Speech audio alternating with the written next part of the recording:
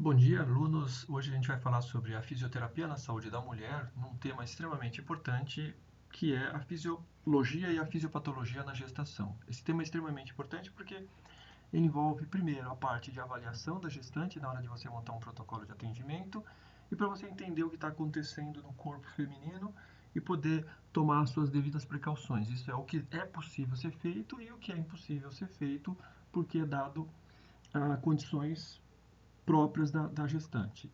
Bom, vamos começar com como se sabe que está grávida. Tá, os primeiros sinais de gravidez são os sinais mais lógicos. Primeiro, a amenorreia, isso é a ausência de menstruação. Existem algumas mulheres que conseguem menstruar aí durante 3 ou mais meses durante a gestação. Não é uma coisa comum assim, não é o normal. O normal é a amenorreia, a ausência da menstruação. Quando ela está tentando engravidar e ela não está mais menstruando, ela já imagina que está grávida. A confirmação é sempre dada por um exame chamado de beta-HCG, a gonadotrofina coriônica humana. Este hormônio ele serve para dar manutenção ao útero e outras estruturas que vão se preparar para o processo de gestação. Então, quando esse hormônio é produzido, ele começa a surgir no sangue, então é possível ver no exame de sangue, e também ele é expelido durante a micção, sai pela urina. Existem algumas unidades básicas de saúde que fazem coleta de urina de mulheres grávidas, que é para poder extrair, né, esse elemento, o hormônio coriônico gonadotrófico, o beta-HCG, que é para ajudar mulheres que têm dificuldades de engravidar. Por quê? Porque essas mulheres, pela falta de hormônio, o útero dela não se prepara para a gestação. Então, esse hormônio é extremamente importante. O hormônio coriônico gonadotrófico, ele é estimulante também para aumentar as taxas de progesterona. A progesterona ela é produzida em ciclos mensais. Normalmente, a mulher produz durante um ciclo. Ele não é aproveitado se a mulher não engravida. Como ele é cíclico, ele diminui a sua produção. Ela sofre o processo de menstruação e depois no mês seguinte começa tudo de novo, começa a produzir. O que é o progesterona? O progesterona é o hormônio progestacional. É o hormônio preparador de útero para a gravidez. E se a mulher engravida, ela precisa manter a produção de progesterona e vai cada vez aumentando mais. O hormônio coriônico gonadotrófico estimula a produção de progesterona, tá?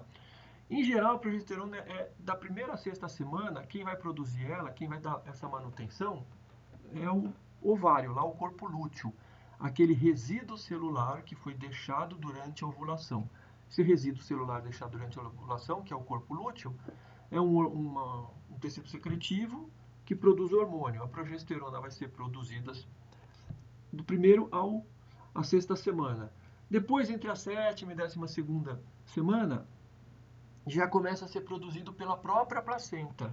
Isso é, a placenta produz esse hormônio para manter o próprio útero, né, que é o progestacional. Tá? Outro hormônio extremamente importante é o estrógeno. Ele é produzido primeiro pelos ovários e para manter a taxa alta, ele também acaba sendo produzido na suprarrenal do feto. Tá? O estrógeno também é extremamente importante para algumas características.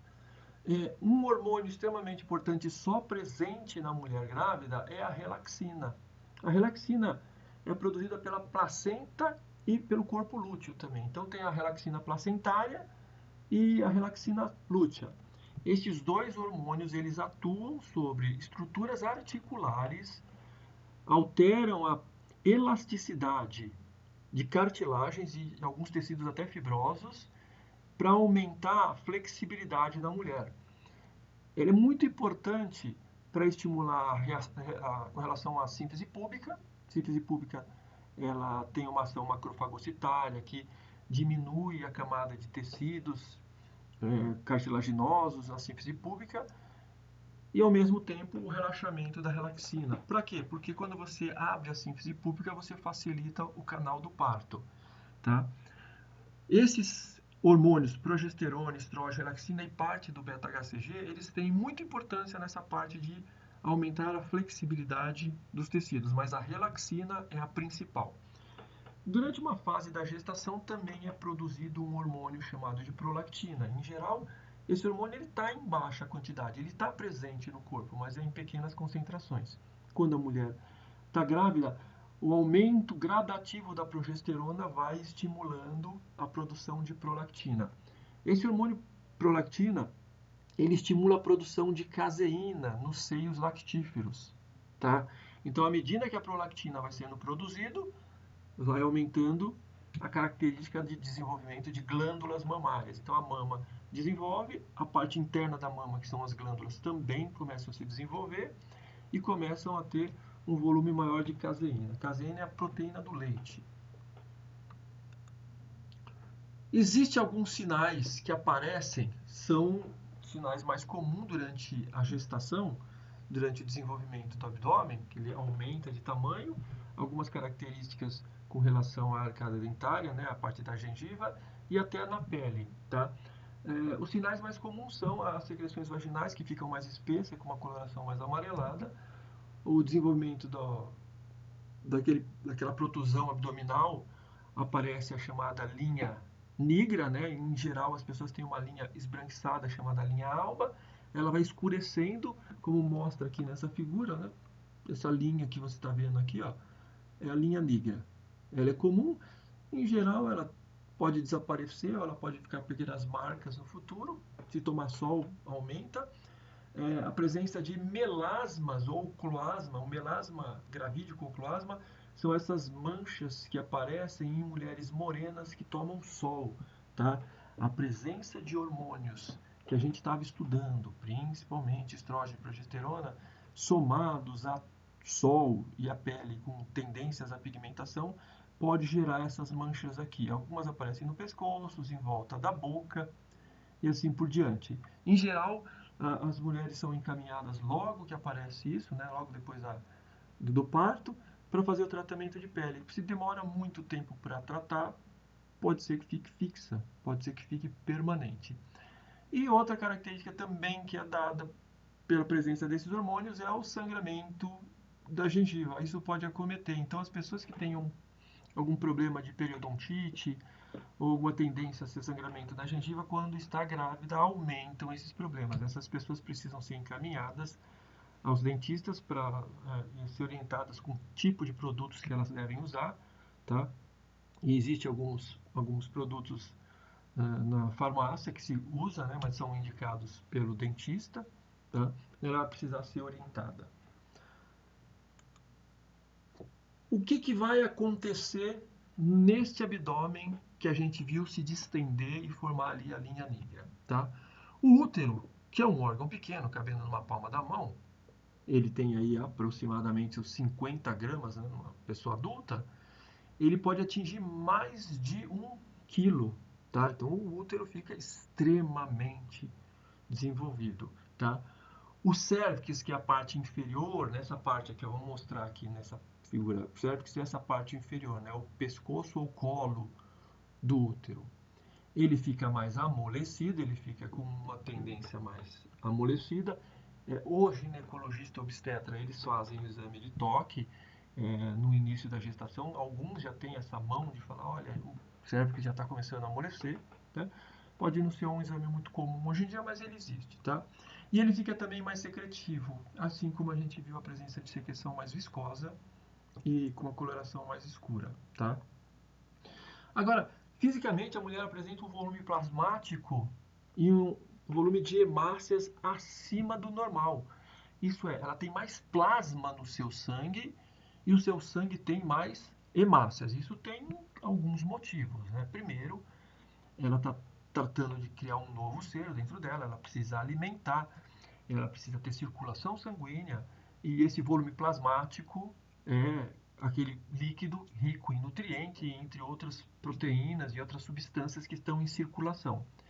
E as hemácias são as transportadoras de oxigênio, né? Um ser a mais para enviar oxigênio. Então as hemácias vão aumentando e o volume plasmático também. Então um exame de sangue de uma mulher que está grávida, o hemograma pode dar algumas diferencinhas aí, tá? E no corpo dessa pessoa começa a acontecer uma vasodilatação periférica. Algumas mulheres chegam a ter edema de membros inferiores quando ficam muito tempo sentadas ou em pé. Não é bom ficar muito tempo parado, tá? Uma tendência de sair mais sangue do coração, então a circulação acaba sendo mais rápida porque o volume plasmático é maior, né? De ter um aumento do débito cardíaco e para manter essa circulação, um aumento de frequência cardíaca. Algumas vezes pode gerar aí uma hipotensão nas mulheres, tá? Então as mulheres questionam de hipotensão e em alguns momentos acontece o contrário, né? A frequência cardíaca entra em bradicardia em alguns momentos.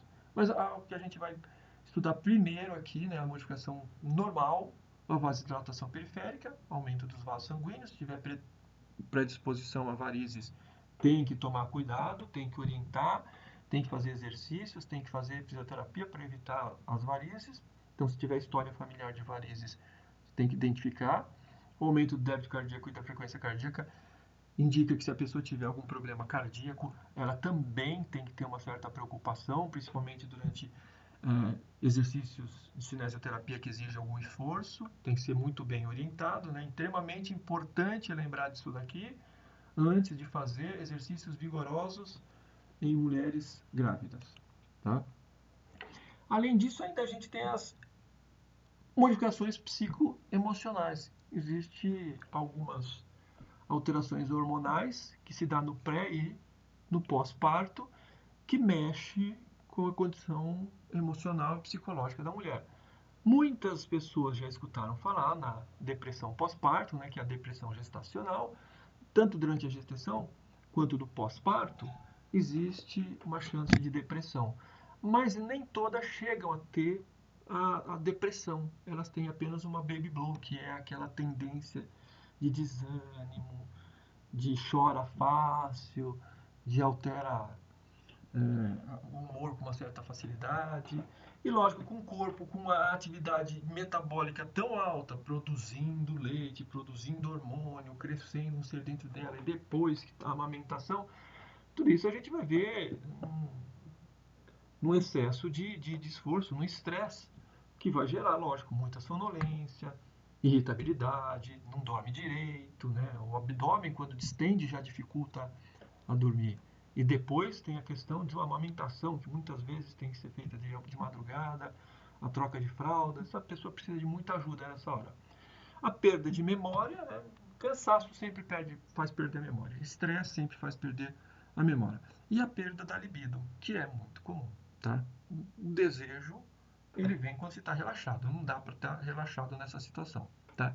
Algumas mulheres se questionam de cefaleia, são orientadas a tentar se hidratar o máximo possível, porque muitas estão relacionadas com isso.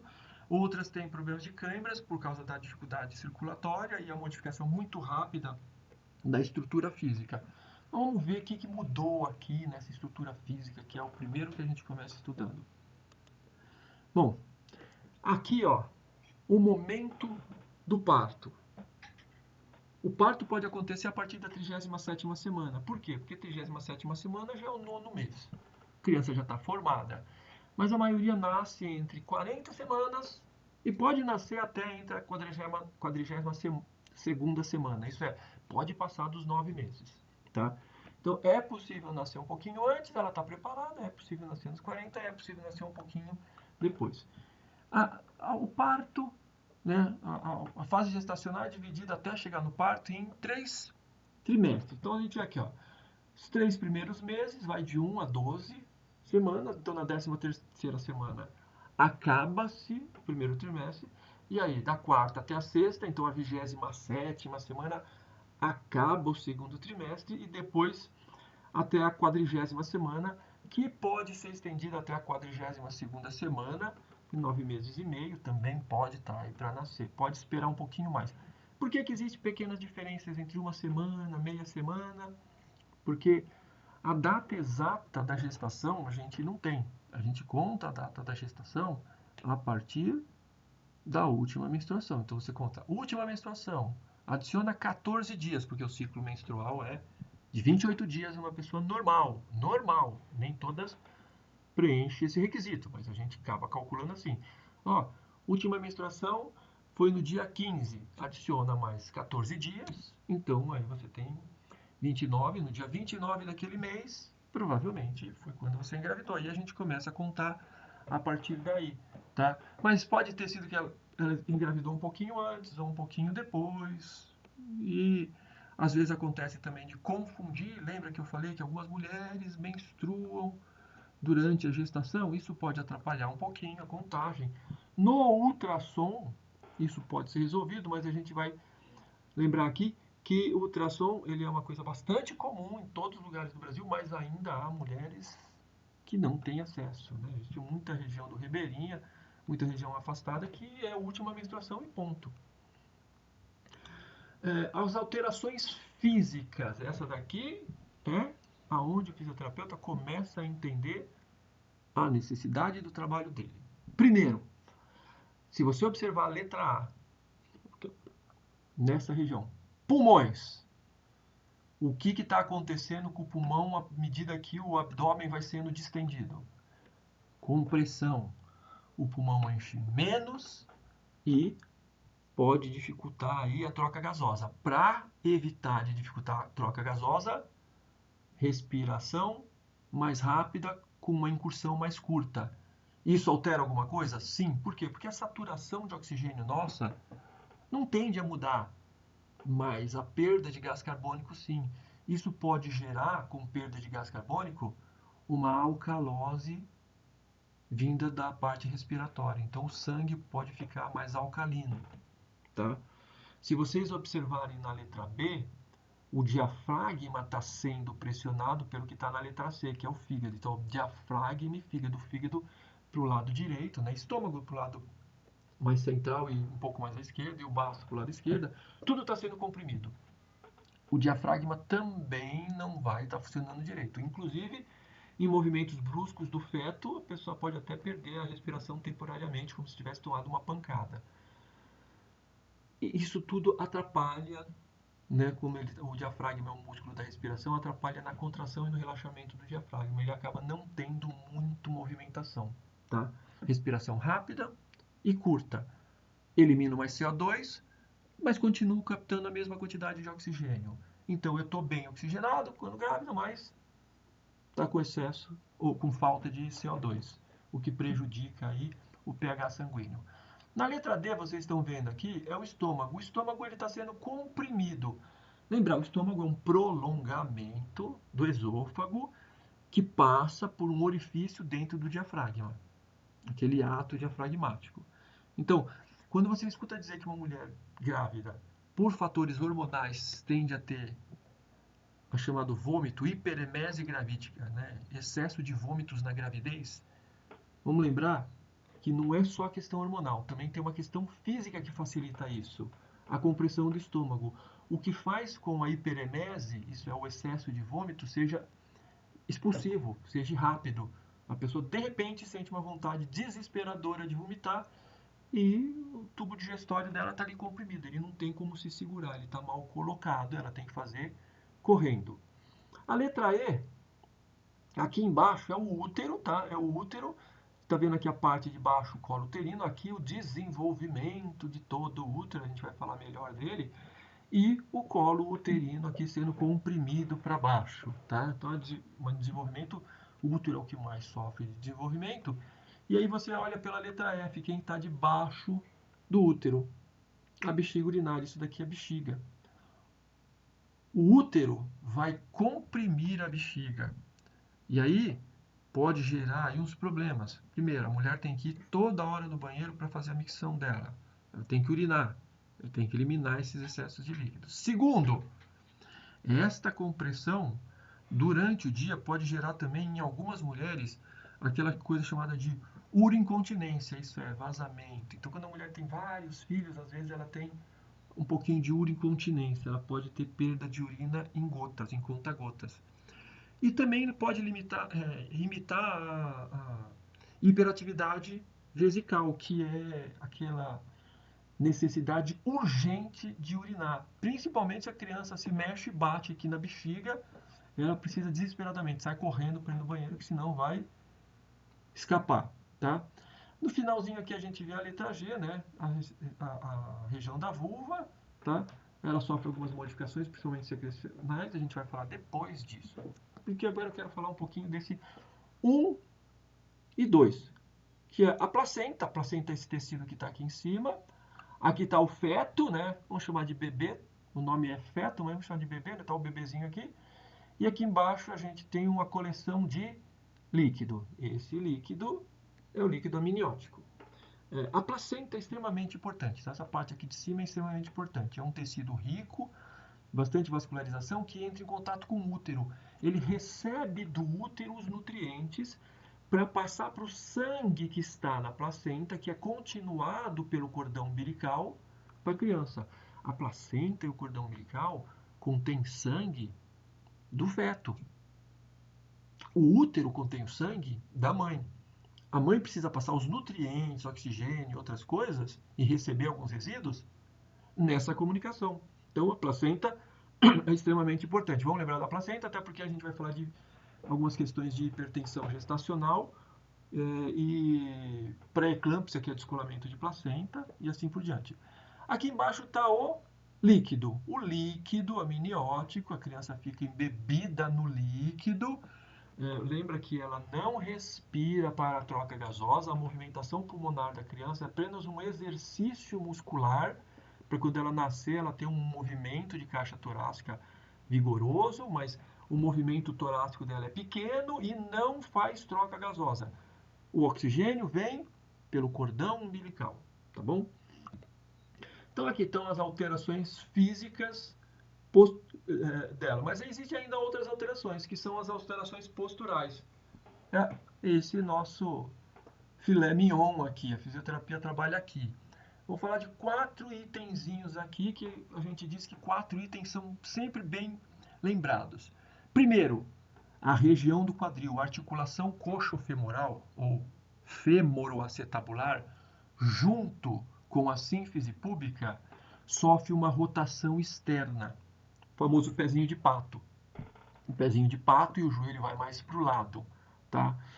Para isso, a coluna lombar cai para frente, como você está vendo aqui na cena, ele cai para frente para acontecer essa rotação.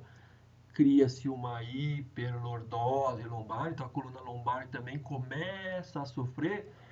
E para manter o equilíbrio, a pessoa tem que adotar uma nova postura que mexe com a flexão cervical, aqui, ó, tá vendo a flexão cervical? Uma cifose torácica e os ombros promovem uma rotação medial, eles jogam para frente e para baixo. Tudo isso é promovido e facilitado pela hiperflexibilidade da gestante advindas daqueles hormônios, principalmente a relaxina, que é um hormônio típico da mulher grávida. O que acontece nessa alteração de postura? Uma dificuldade de marcha, a facilidade do desequilíbrio, as dores, a sensação de cansaço. Nessa dilatação aqui, há muitos vasos sanguíneos acabam não obedecendo isso, então dificulta a circulação sanguínea, os membros incham. Na hora da mulher se deitar, é ideal que ela nunca se deite para o lado direito, se deite para o lado esquerdo, porque para o lado direito está a veia cava, você comprime a veia cava acaba não deixando ter retorno venoso. Quando você deita para o lado esquerdo, você deita com as vísceras sobre a artéria aorta. A artéria aorta tem pressão, ela não vai ser comprimida fácil, então o sangue consegue circular com uma certa facilidade, mas mesmo tomando essas precauções, tudo isso não impede de acontecer essas modificações posturais. Então vamos lembrar, modificação postural. Rotação lateral do quadril, pezinho de pato, abre a perna. A sínfise púbica vai se abrindo e a coxofemoral roda. Hiperlordose lombar, a lombar cai para frente. Cervical cai para frente, na inflexão cervical, mas com compensação da torácica, que faz uma cifose, uma hipercifose. Tudo isso responsável hormônios sexuais que são aumentados durante a gestação, principalmente relaxina. Tá, o estrógeno, a progesterona também faz isso? Sim. A gonadotrofina coriônica também faz isso? Sim, mas o principal é a relaxina. E aqui fica o fim da nossa aula e vamos aguardar aí a próxima etapa, tá? Semana que vem tem mais. Até logo.